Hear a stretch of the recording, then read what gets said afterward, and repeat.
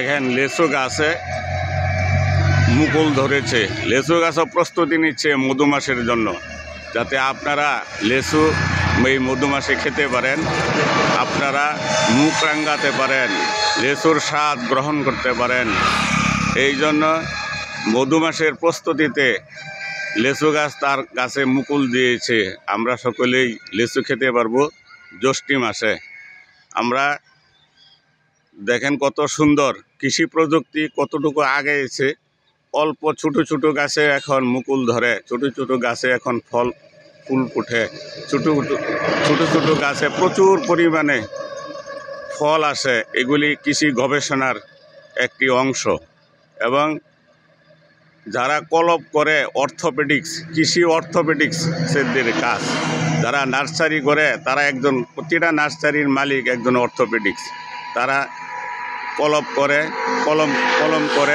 কলম করে তারা বেশি বেশি উৎপাদনের সহায়তা করে।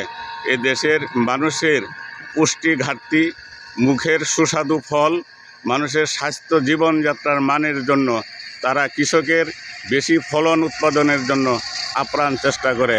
আমি বাঙ্গাল রফিক দেশ থেকে সকলকেই অভিনন্দন জানিয়ে আপনাদের সকলের সুস্বাস্থ্য কামনা করে দেশি এবং প্রবাসী সকলের কাছে লাইক চাই, ফলো চাই।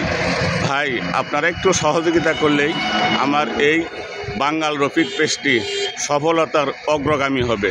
ধন্যবাদ আপনাদের সকলকে।